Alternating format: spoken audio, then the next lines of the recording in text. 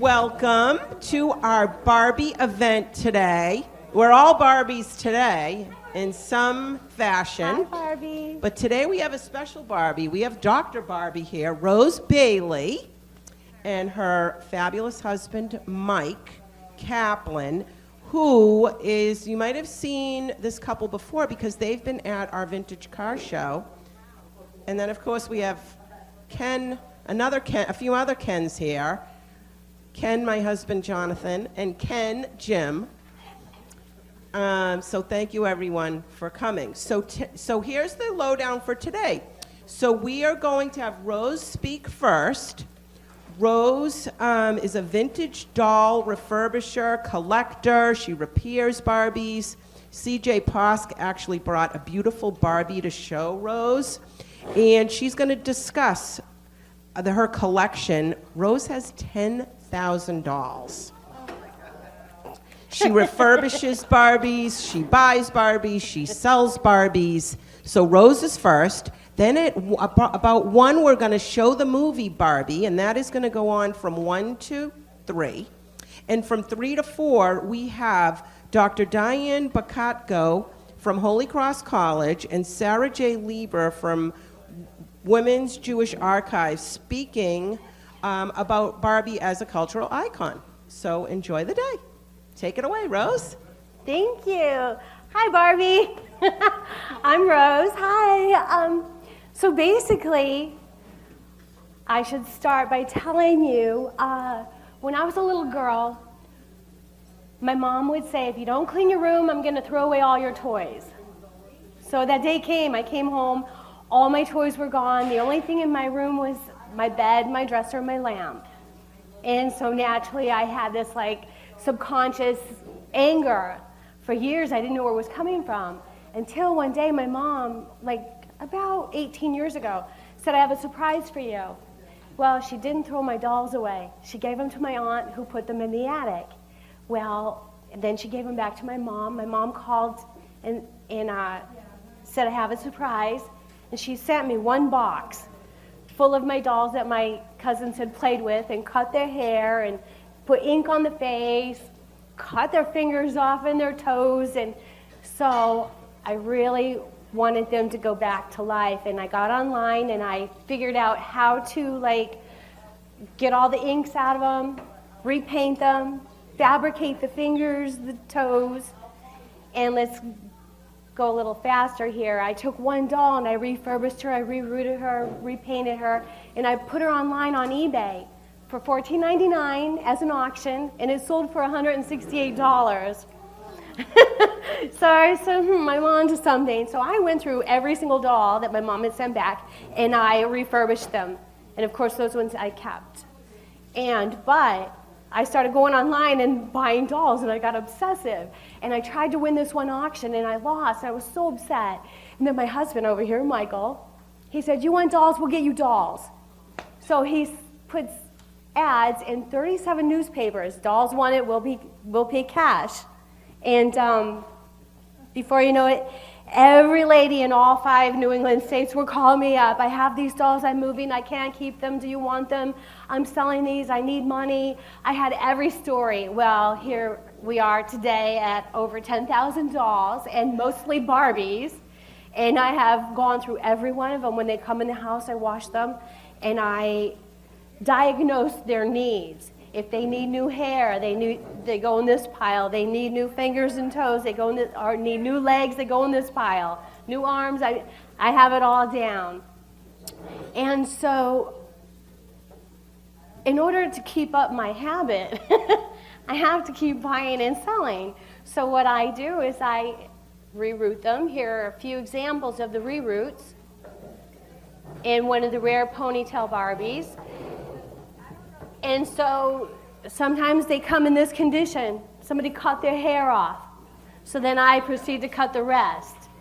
Then I pull every strand out until it's totally clean. And then I start with my little homemade tool and some hair. And I proceed to poke through every single hole that's missing hair. Once I'm done with that, I glue it. Then we go into the styling. So you'll see where little Skipper has a little headband on, so that's going to keep her hair set. This little girl has tape on her little curl, so we'll give it time to set. She's complete. This little girl, she still needs to have her hair done, the ponytail. If you remember way back, the ponytails came with a little natural curl in the back. So that's what I do with them. Then here's the collection. How can I start this? Everybody remembers way back when Barbie first came out. It would have been a blonde ponytail Barbie, 1959, Ruth Handler. Designed Barbie in, then she came out with a brunette. And then, of course, Ken. And then, I don't know if anybody's seen the movie, Just Allen. So he's very rare. He only came out for 1 year, I believe. And so it's very hard to find him. And when you do, hold on. Well, anyway, hold on to your van. That's right, John. So Barbie was coming out in 1959 to 1974, were the ponytails. Then, of course, we're going to go back to the mod dolls from Taiwan and Skipper, Hong Kong and Taiwan.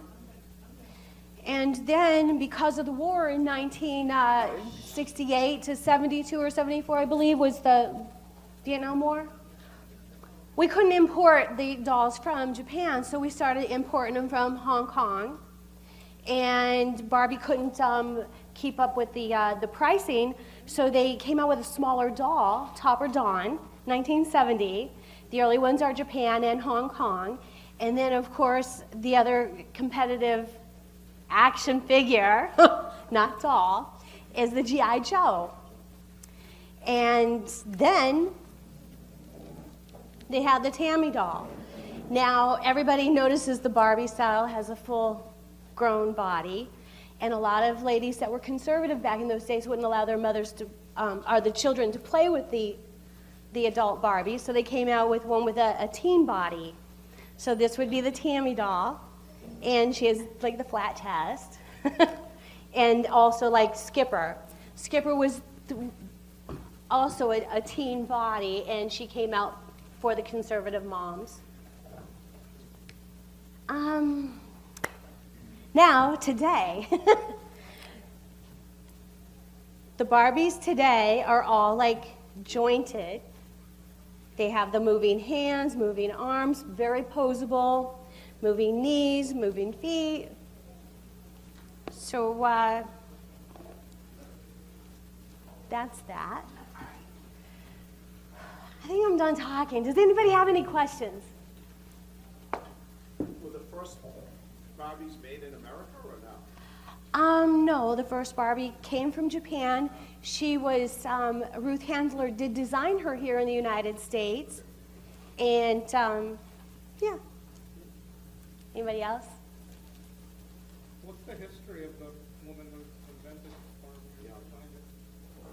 Ruth Handler was a housewife. She was the most beautiful woman, one of our first entrepreneurs. Well, way back, I don't know if you remember the Bill Lilly doll. Bill Lilly looked just like Barbie, except she was made of like a different material. And she was made for the gentleman, and you could find them in like cigar shops or bars or what have you. She came out in 1955, and she was made in Germany. I think I said that.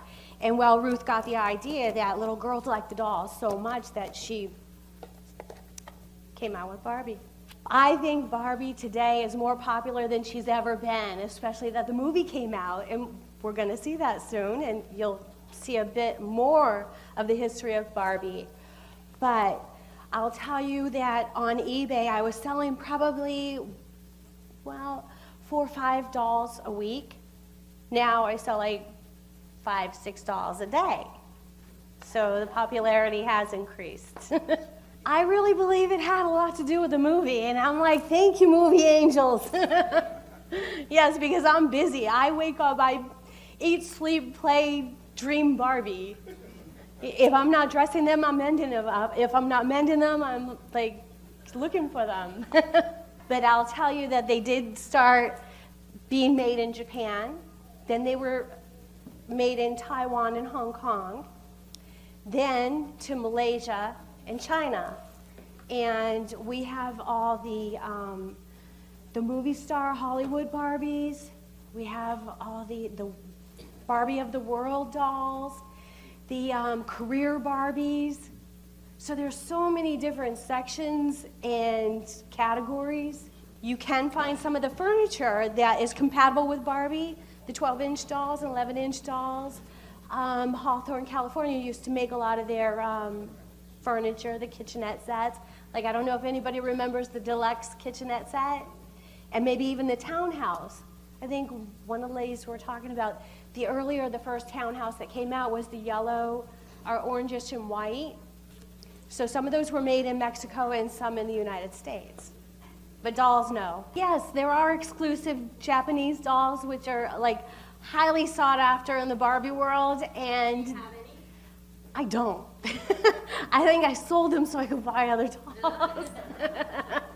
Had I known, I would have kept them, but yes, so there are some Japanese exclusives. There are some Germany that are exclusive and very rare.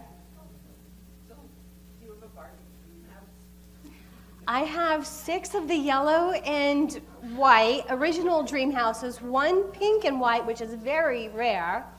Then I have, oh goodness, probably 27 of all the different years of Barbie townhouse dream houses, and so the different styles, the fold-up case houses, yes.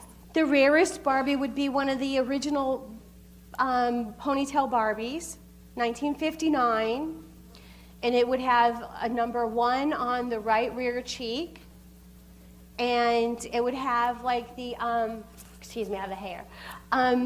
It would have pins in the foot made of like copper, and it would go on a stand that had the 2 little pegs. Now, I've seen the number 1 Barbie go for $10,000 to $30,000, and that would depend on if she has her original face paint, her original nails, no chew marks, all the hair plugs, and the eyebrows. So yeah, if she was pristine, I've seen them go up to $30,000. I've seen just the number 1 heads go for like $300. Yes. Anyone else? Are we ready to see the movie? I'm ready. Thank you so much.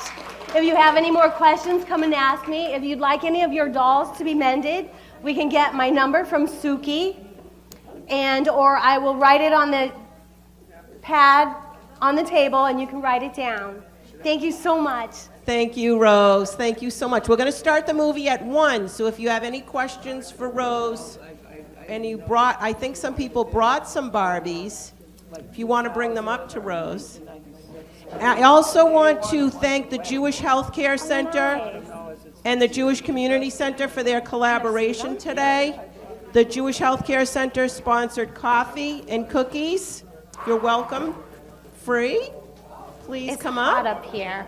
Please come up. Thank you, Jewish Healthcare Center. And thanks for having me, and thanks for hanging out for this part of the program. While we're waiting to get Sarah J. up here and anybody else who's zooming in, I thought we could at least start the discussion. And just to tell you a little bit about myself, I do teach courses in child development. My training is on how children think and remember and solve problems. And right now in my lab, we're doing a study of how children understand, how girls and boys understand violations of gender norms and what the penalties might be. So a lot of what we're studying has to do with what you saw in the movie, especially right now we're studying how children react to girls who are self-promoting versus self-effacing. Kind of like the Nobel Prize in Journalism in Barbie Land, where the woman says, yeah, I wrote this and I deserve it, versus in the real world, or no, it was in Kendom, she said, oh, I don't even know that I wrote anything. So we're actually studying some of these very issues in the world of children right now. But Sarah J., who you'll meet shortly, and I thought before we offered you some of our insights based on our own backgrounds and interests, we would start with your reactions to the movie. I'm really curious what you thought of the movie. Did you love it? Did you not like it? Did you find certain scenes particularly poignant or resonant for you?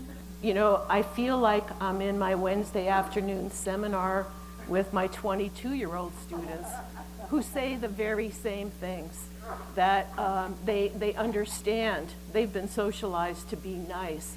And we read some research in my class about how that understanding of what girls are supposed to be is already in place by age 6. So there's a study out of New York University, a pretty active social cognitive lab, and they asked children who were 5, 6, and 7, if you can think of somebody who's really, really smart, point to the picture of the kid who's really, really smart. And they point to the boy. Point to the child who's really, really nice, and they point to a picture of the girl. Not at age 5, but at age 6 and upward they do. So this idea of niceness actually starts really early. And you know, we just talked in my seminar 2 weeks ago about what that means in terms of performing now that niceness role. Even, you know, if you, and the double-edged sword, sometimes when women achieve levels of leadership, they have to display their competence, but they can't give up their niceness because there's a penalty for that. And we see that in how university presidents are hired and fired, and how political candidates are viewed. And we see that all around us still to this day. So I don't know if it's heartening or depressing for me to see that some of the things you experienced are still part of what young women are experiencing today, but they do. They recognize the importance of niceness. Yeah. The exact same behavior of a man and a woman in the same position, say a boss, and it could be exactly the same, but he is described as, you know, confident and a leader, and she is described as being, you know, overly aggressive and rude or whatever, and they're doing the exact same thing. Right, and it's something that's really hard to crack, actually. It's something that I know my students and I struggle with in terms of, well, how do you change that dynamic? I mean, this goes back to a study a friend of mine did. Her name is Linda Carley. She was at UMass Amherst at the time, and then at Wellesley for a long time. But she studied college students who spoke males and females, one-on-one conversations, and when females spoke assertively, in other words, in a masculine style, versus tentatively, that means nicely, okay? Males were not influenced by the female, and in addition, they did not like her. I think So, also people look for a male, or back when, I went to college in 1979, they kind of looked for a male professor thinking they were more competent, there were more of them, obviously, and a pilot. Some people didn't want to get on a plane with a woman pilot. right. I mean, we talked about this in class too, how, you know, what do students say about professors in their course evaluations? They talk about their women professors as nice and their male professors as smart. So, you know, these themes resonate, and the difficulty of, you know, wanting to be competent, but realizing that you also have to play this role in order to achieve your ends. It's a performance, and when can we shed the performance aspect and be ourselves, which is, I think, what you were alluding to as well. I think Yeah. progress is made is that we're talking about it and Well, we're aware of it, even so- though it hasn't changed. So this is a good point because some of my friends, oh, we have Zoom. Some of my friends who are social psychologists thought the movie was too simplistic. And I said, you know what? I don't think so. I think that, we get caught up in all these complicated discussions, but these are messages that haven't reached the wider public. I mean, they need to have farther reach. And you can't make the first pass too complicated. I think you just need to put it out there. And I think that's what made me be so positive about this movie. Because when I went into the theater, I wasn't expecting to like it. I thought this was going to be very different from what it was. And I ended up loving the movie. So, but I saw, yeah, please. Yeah. No. Well, I think it probably does, and I don't know what it is about the school experience. I mean, that's a great observation. So why should it change so quickly and at that moment? And that is the life experience of the child now. You're in a different place most of the day, a lot of the day, right? So what is it that's happening in school? Well, you're spending more time with peers. Maybe there are some things that happen in the classroom situation. Actually, I could go on about that. I do know that when teachers call out gender, it presents the idea to children, girls line up here, boys line up there. It's showing children that gender matters as a social category. So, they pick up on that very quickly. Yeah. I don't know if you wanted to introduce, do we have?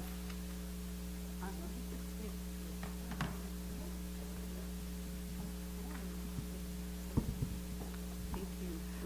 Can I interrupt for a second? Sure. So I don't want to leave our co-discussant hanging there in a Zoom window without an introduction. So we had a few technical difficulties. I'm Nancy Greenberg from the Worcester JCC.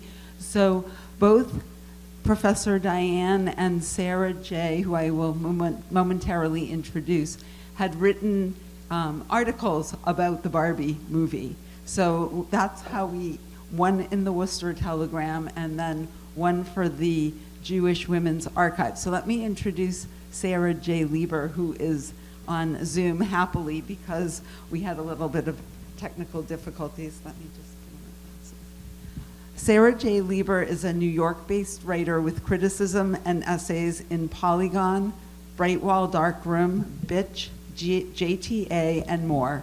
She is also the culture writer at Jewish Women's Archive, where the Barbie article appeared, and a founding contributor to Broad Sound, a new offbeat journal of arts writing. Sarah's play, Please Laugh, is a semifinalist for the 2024 Eugene O'Neill National Playwrights Conference.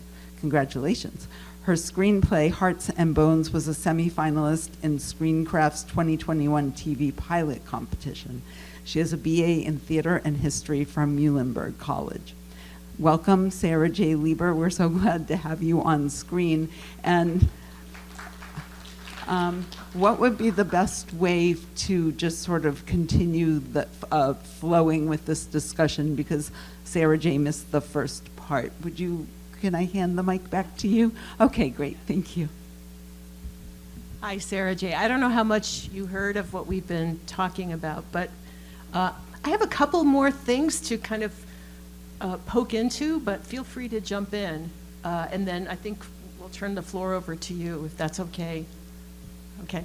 So one of the things I responded to in this movie was actually the role that Ken played. I was very intrigued by Ken's first experience with the real world, and I wondered if you had a strong reaction to what you saw when Ken entered the real world. To me, there was a dramatic event that happened. Does anybody share that kind of, I kind of focused in on that, maybe because I know what babies do. What babies do is they look for cues. on how to categorize the social world. And you could call them gender detectives. They're kind of looking for how to organize the world. And we know that babies do that with language, but they also do that with social events and social objects. And by 7 months of age, babies can categorize men versus women based on voice cues, hair length. By age 2, they know the stereotypes. And by age 3, they know metaphors concerned with stereotypes, like fire is a boy thing, and a jagged line is a boy thing, and a butterfly is a girl thing. And nobody's really ever taught them that, right? Nobody sits down with children and says, oh, a jagged line is for boys and a curly line is for girls. So to me, that's indicating they're extracting a lot of information from the world that is prepackaged nicely for them according to gender. So I was just intrigued by how Ken constructed the world of masculinity. It was pretty blatant, but did you notice? Like, what was masculinity to him? Cowboy. What's that? Cowboy. Yeah, it was money, it was president, it was a truck, beer, mini fridge, right? Horses. I thought that was hilarious, right? Because it just happened to be associated with masculinity. Bravado and bluster. But it was obvious right in his first moments at the Mattel headquarters, right?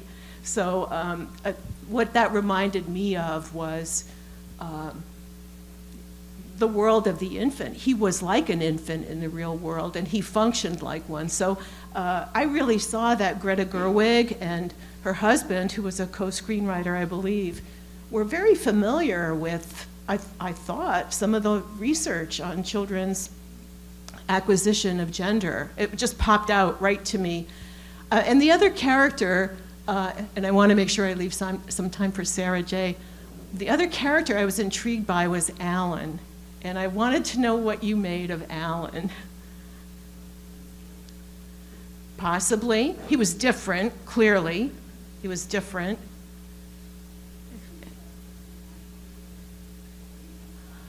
I thought he represented androgyny, really, because he was soft. Even his body shape was different from Ken, right? But he could fight. He could protect those women from the construction workers, so he could do that, but he could also be sensitive and understanding. So I thought Alan was a really interesting figure. And I know we have one of the rare depictions of Alan back there, right? One of the few, right? And Weird Barbie. That's fantastic, yeah. But I really, at first I was puzzled by Alan's role in this movie, but by the time I saw the movie again a second time, I began to understand. I think he was there for a reason. The last thing I'll say is I was puzzled why Mattel would want to sponsor this or be involved with this movie, because in some ways it was critical of the company. So I don't know if you have some thoughts about that. Why would Mattel enter into a partnership with Greta Gerwig and Margot Robbie, who were the producers? Probably saying that about a lot of companies back then, and maybe they just want to own up to it now. So they're having a confession moment, or? Or they're just being realistic about it so it doesn't backlash on them. Like they made a big stink about not being involved and made it difficult.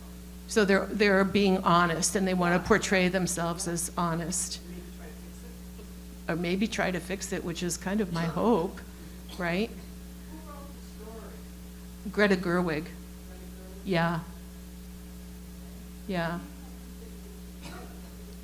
I think that I'd be interested in seeing what their sales have been like for Barbie. I have a feeling they've been skyrocketing, actually. So, really? You're doing well. That's great. Yeah, yeah. Well, and as Will Ferrell's character indicated, ordinary Barbie wasn't of interest to him, but when the dollars started rolling in, it was okay. So maybe this kind of moment in the movie was lucrative for Mattel. You're right about that. Why would you mention the Constitution, for example, right?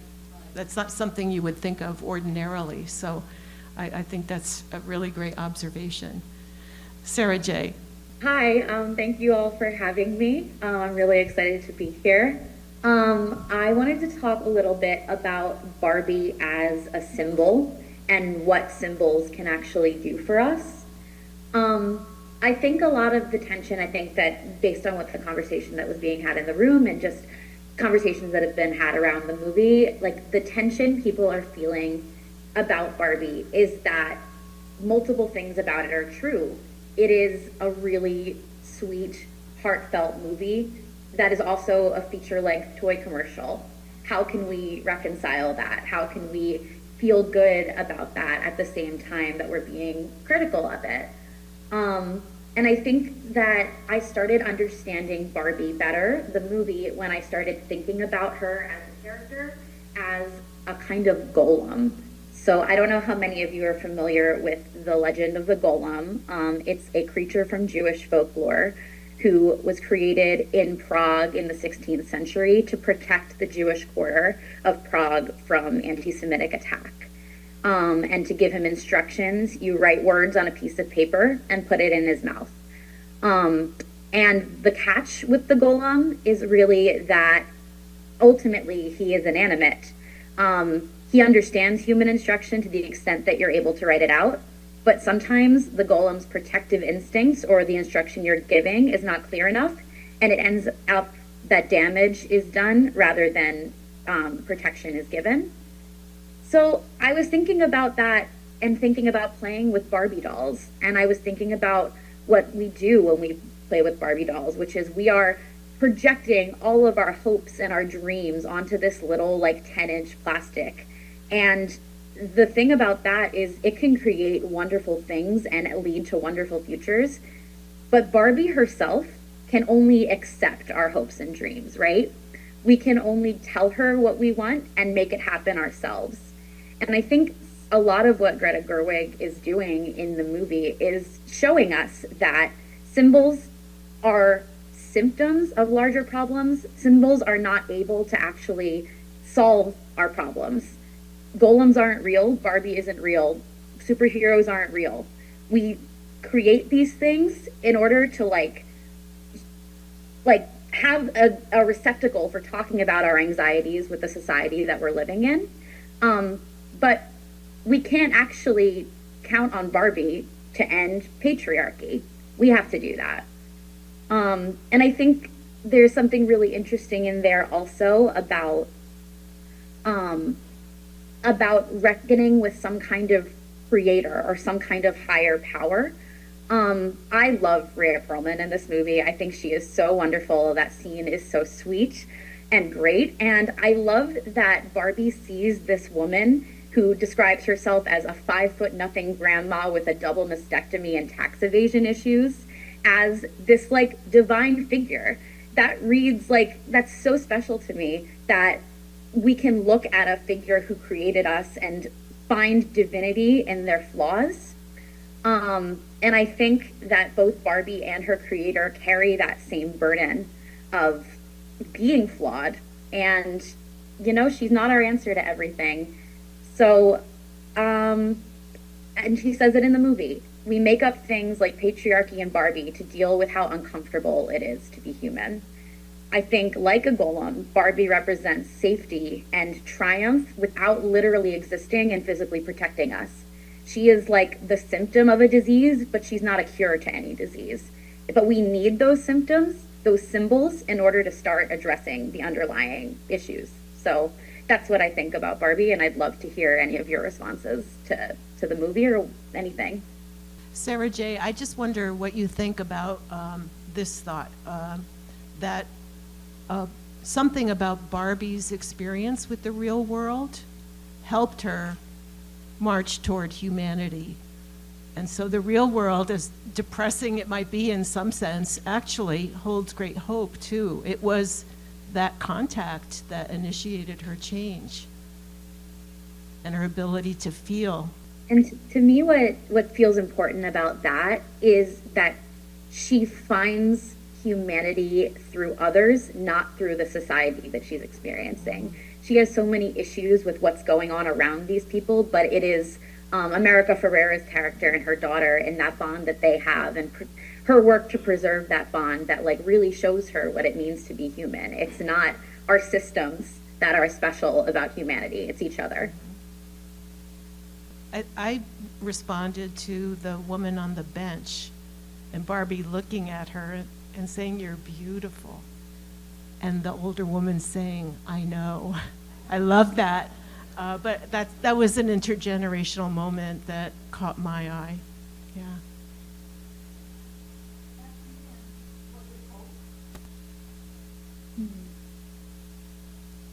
Was there hope? Oh, I know. Yeah, I think Barbie's decision to become human is the most empowering thing about the movie. I think her choice to live in a body that is going to age and grow and change over time, and that she wants that she is so desperate to connect with that part of herself, is extremely hopeful. I think that's, yeah. And it's okay to feel emotions. I really picked up on that one teardrop and then many teardrops. And it wasn't necessarily sad, it was just feeling, right? Being able to feel. You know, even at a biological level, gender is not two categories. It is not. There are XX and XY, but there's XXX, XXY, XYY, X0. And then all kinds of things happen after that. So even biologically, gender itself is not a binary category. And so, you know, thinking of that kind of continuum of possibilities, it originates even in the fact of gender, which isn't two categories.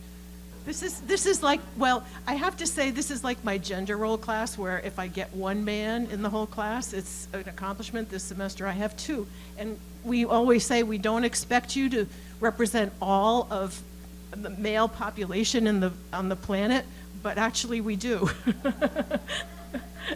I can tell you as a psychologist is because when people are in their box, as they attempted to put Barbie in her box, back in her box, there are costs. There are psychological costs for boys and for girls.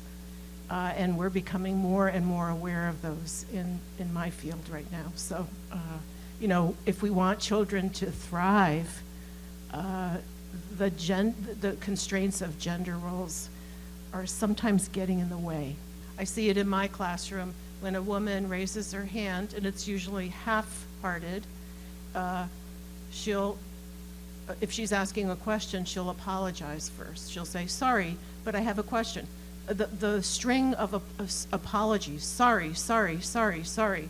And so we have a rule in my classroom, nobody apologizes for asking a question. That's what's supposed to happen in a classroom. Or I don't know if this is right, but, and then they'll give their answer. So it's that tentativeness, which, you know, trying to work against that. He didn't thrive in Barbie world. No. Yeah, Barbie world wasn't good for Ken. Yeah. Other comments or other aspects of the movie? Yeah. There was a commentary on war for sure. And you know, the Kens were going to fight the Kens. Well, how do we know which Kens we're fighting? Because we're all Kens. We're all humans. So I thought there was a strong commentary on war there as well. Yeah. Absolutely. She was absolutely engaged and taken with that conversation, right? Yeah, absolutely. And I think that's what we mean by becoming your authentic self and permitting things that sometimes gender roles don't permit, right? And the suffering that ensues. Sarah J., I'm just offering you a chance to jump in here if you have something you want to wrap up with. Are we getting close to the end of our time? Yeah.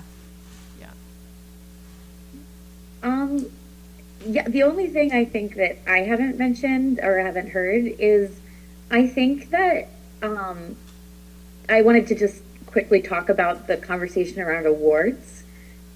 I think that this movie was not made to break cultural barriers. I think it was made to start conversations. And I think that those conversations aren't immediately powerful enough to immediately fix like systemic issues within the awards academy, which is only really equipped to sort of take its own temperature. So I just wanted to say that I think that a movie that is nominated for 8 awards is not being snubbed. And I think this movie is wonderful, and I think it will get all the accolade that it needs. And as much as it is a systemic problem in the Academy, not that they don't often nominate women for Best Director, I think that what this movie is being recognized for is just as significant as some of these other big awards. So I don't think it's really a failure of culture that the movie is not nominated for Best Director or Best Leading Actress. I think to look at the other nominations, I think that's a win. That's how I would talk about it. That's the last thing I wanted to say. And just jumping off that, I think Ryan Gosling's immediate response to that told me, I think a lesson I always knew, that if groups want to make progress, they need allies. And, all of us actually need our allies. And his messaging was a demonstration of that. So we just need to care for each other, right? Yeah. Exactly. Yeah. Yeah. And I can't wait for her next movie, right? Okay. And she's nominated for her screenplay. She's nominated for her Right. screenplay, and if the movie wins Best Picture, Greta Gerwig and Margot Robbie will both win Academy Awards for producing. And I think that's just as important. Right. Okay, are we good? Well, before I hand over the mic, I just want to thank you for this wonderful conversation. I really enjoyed talking with you about this movie. I might have to see it again a 4th time. And Thank you. Professor Bukatko, thank you so much for being here in person. You had the burden of having to lead the discussion amongst us, but it was so helpful. And thank you, Sarah J. Lieber. It was, I think, so helpful to actually process what we just saw. And this was my 2nd time viewing the film, and I know I got a lot more out of it this time. And then the discussion was so helpful too, to sort of get me thinking even deeper. So I'm going to hand the mic over to my colleague Suki over there, but I just wanted to say that this was a great collaborative program between the Worcester JCC and the Worcester Senior Center, and it's so nice to see all of this pink in the audience and our pink tablecloths and this great turnout today. So let me just hand off the mic, and then the Barbies. Oh, I think I'm the biggest fan here of this table over here, so. Yes, I just want to thank Rose Bailey and her husband Mike for coming up from Connecticut. And if you haven't had a chance to see Weird Barbie and Alan, please come over and see before she dismantles everything. And thank you so much for coming.